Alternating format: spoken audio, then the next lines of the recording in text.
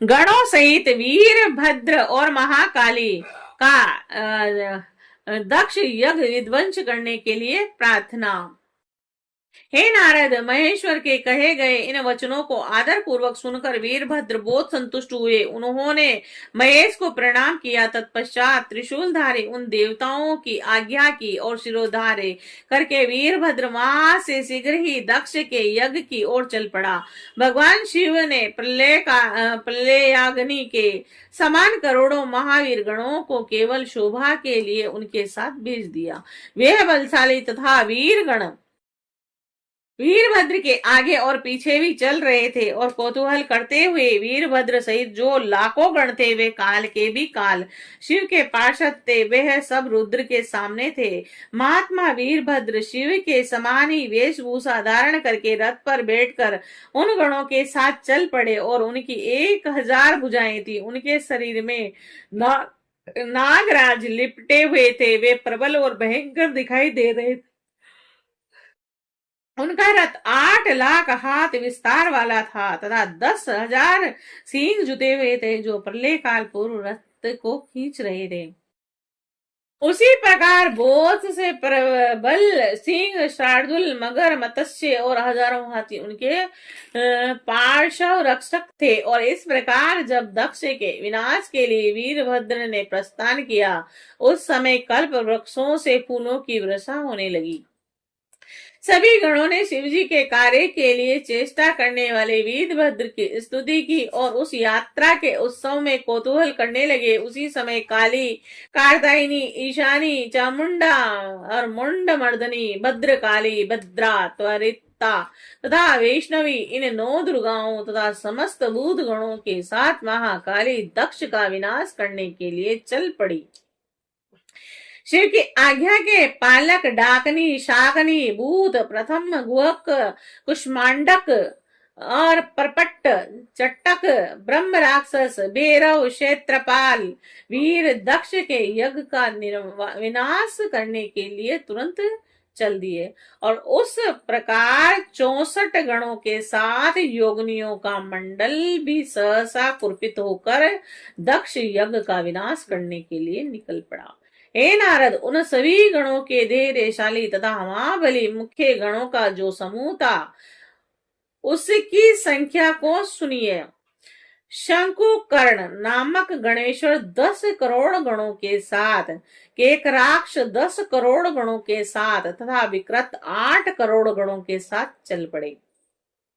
हे तात, हे मुनि, विशाख 64 करोड़ और पारियात्रिक 9 करोड़ और सर्वाकक 6 करोड़ वीर और विकृतानन भी 6 करोड़ और गणों में श्रेष्ठ ज्वाल के 12 करोड़ और समद जीमान 7 करोड़ और दुर्दभ 8 करोड़, कपालिश 5 करोड़, सनाधरक 6 करोड़, कोटि और कुंड 1-1 करोड़ और गणों में उत्पन्न विषटम्ब 64 करोड़ वीरों के साथ सनाद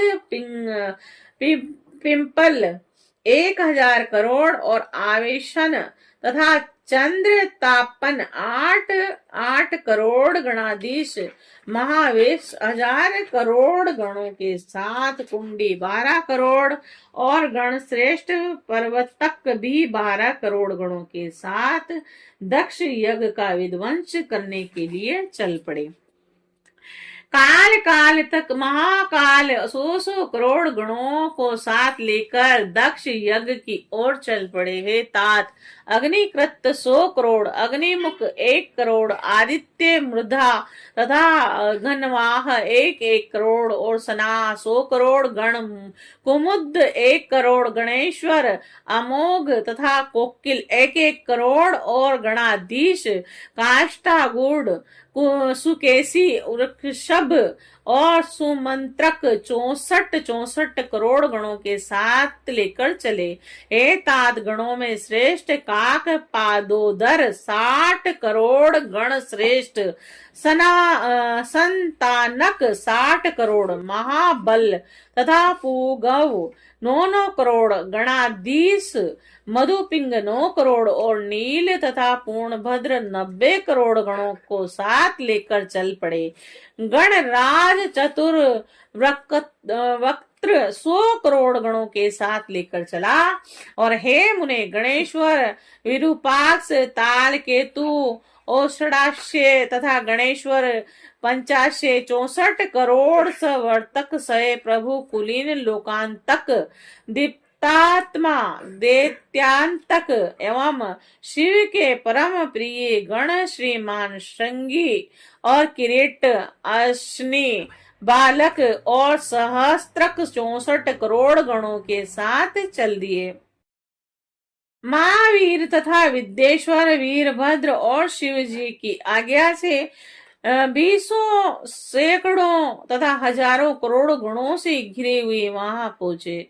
वीरभद्र 1000 करोड़ भूतों तथा 3 करोड़ रोम जनित शव गणों के साथ शीघ्र ही वहां पहुंच गए। और उस समय बेड़ियों की गंभीर ध्वनि होने लगी, शंख बजने लगे, जटाहर मूर्खों तथा श्रृंगों से अनेक प्रकार के शब्द होने लगे। और उस महोत्सव में चित्त को आकर्षित एवं सुखानुभूति उत्पन्न करने वाले बाजों के शब्द चारों ओर व्याप्त हो गए। हे महामुने, सेना सहित महाबली वीरभद्र की उस यात्रा में अनेक प्रकार के सुखदायक शकुन होने लगे।